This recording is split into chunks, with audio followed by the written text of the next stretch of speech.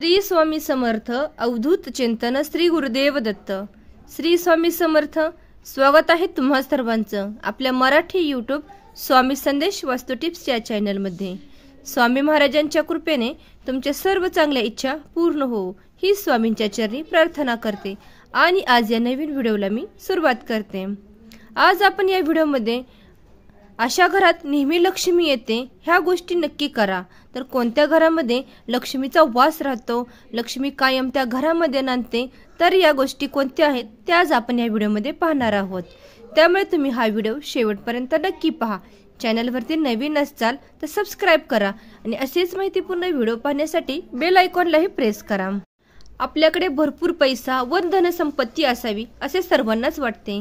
आपलेही जीवन श्रीमंतासारखेच असावे, आपली उठ बस उच्च लोकांमध्ये असावी असे सर्वांनाच वाटते आणि त्यासाठी सर्वांचे त्यांच्या परीने प्रयत्न चाललेलेच असतात। परंतु सर्वांच्या प्रयत्नांना यश येत नाही। काही व्यक्ती थोडे कष्ट केले तरीही खूप पैसे मिळवतात, खूप श्रीमंत होतात। परंतु काही व्यक्ती असतात त्यांना कितीही कष्ट केले, भरपूर मेहनतही घेतली तरीही त्यांची परिस्थिती सुधारण्याचे नावच घेत नाही। दारिद्र्य त्यांची पाठच सोडत नाही। कधी कधी असेही होते की घरात पैसा येतो भरपूर, परंतु तो लगेच निघूनही जातो। घरात पैसे येण्यापूर्वी तो जाण्याचे मार्ग ठरलेलेच असतात। आणि काही व्यक्तींचे उत्पन्न खूपच कमी असते, त्यांना आपल्या कुटुंबाचे पोषण करण्यासाठीही पैसे पुरत नाहीत, तर त्यातून बचत कशी होणार? उलट त्याच्यावर कर्जाचा डोंगरच चढत राहतो आणि ते कर्जबाजारीही होतात। जर तुमचीही परिस्थिती अशीच झालेली असेल तर या सर्व परिस्थितीतून बाहेर पडायचे असेल, परिस्थितीत बदल करायचा असेल तर भक्त हो हा उपाय सांगणार आहे। ते उपाय तुम्ही नक्की श्रद्धाभावाने करा, तुमच्या सर्व इच्छा पूर्ण होतील। श्रद्धेने आणि मनापासून केले तर नक्कीच तुम्हाला याचा अनुभवही येईल। कारण आपण कोणतेही कार्य करणार असलो तर ते कार्य करण्यापूर्वी आपल्याला विश्वास हवा, हे होणारच आहे, मी हे करणारच आहे।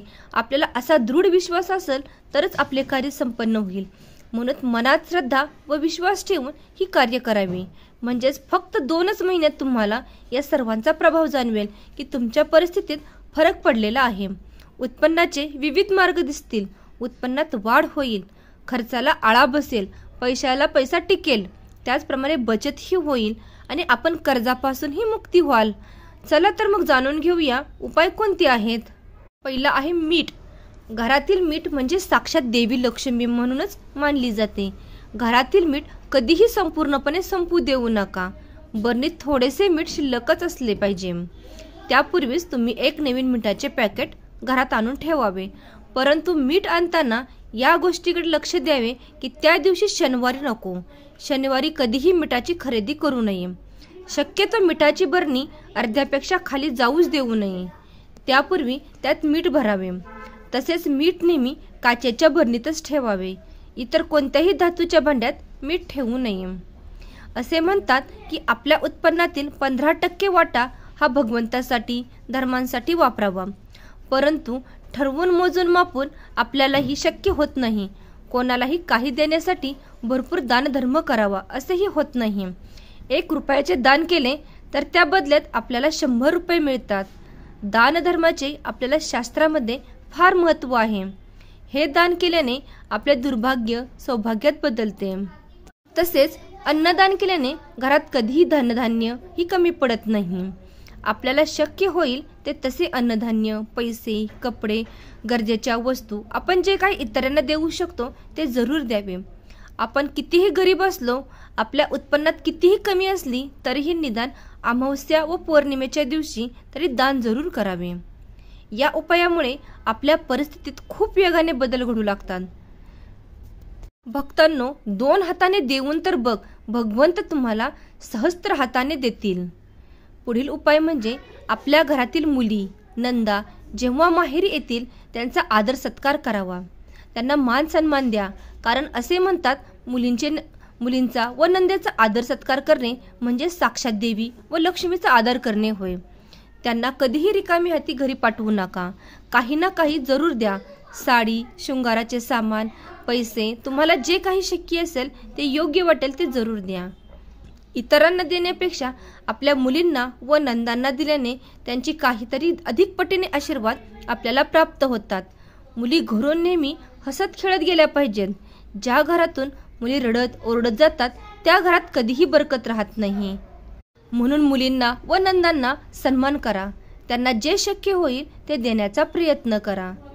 पुढील उपाय म्हणजे आपण दररोज भगवंताची पूजा करतो. भगवंताची पूजन करताना ताट, तांब्या, दिवा अशा काही भांड्यांची आपल्याला आवश्यकता असते. मग आपण देवपूजा झाली की ती भांडे स्वच्छ करतो आणि पालथी टाकतो. परंतु हे खूप चुकीचे आहे. देवपूजेची भांडी कधीही पालथी ठेवू नये, ती सरळच ठेवावी. तसेच देवघरात तांब्या नेहमी स्वच्छच पाण्याने भरून ठेवावा. हा तांब्याचा कलश भरून ईशान्य दिशेला ठेवावा. तसेच त्या तांब्यावर एक छोटी प्लेट झाकून त्या प्लेटमध्ये थोडीशी साखर किंवा गूळ ठेवावी आणि दररोज देवपूजेनंतर कलशावरील पाणी झाडांना विसर्जन करावे. साखर व गूळ असलेला तो प्रसाद म्हणून खावा आणि त्यात दुसरे पाणी व गूळ साखर ठेवून पुन्हा ते झाकून ठेवावे. यामुळे घरात समृद्धी येते. पुढील उपाय म्हणजे घरातील स्त्रियांनी स्वयंपाक करताना कधीही नेमका स्वयंपाक करू नये.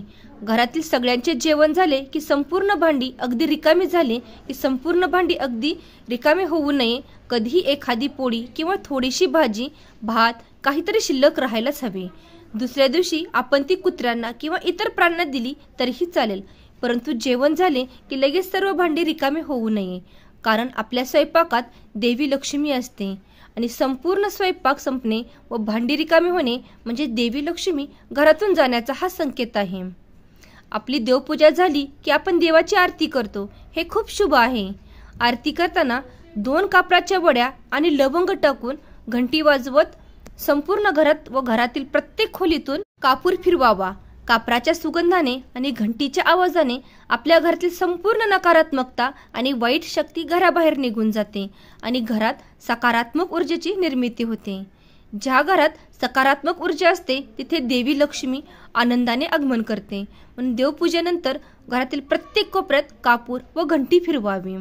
पुढील उपाय म्हणजे आपण घरात दररोज स्वयंपाक करतो. तो बनवलेला स्वयंपाक जेवण करण्या अगोदर ती देवाला नैवेद्य दाखवावा आणि नंतर जेवण करावे. यामुळे घरातील सर्व सदस्यांचे आरोग्य चांगले राहील.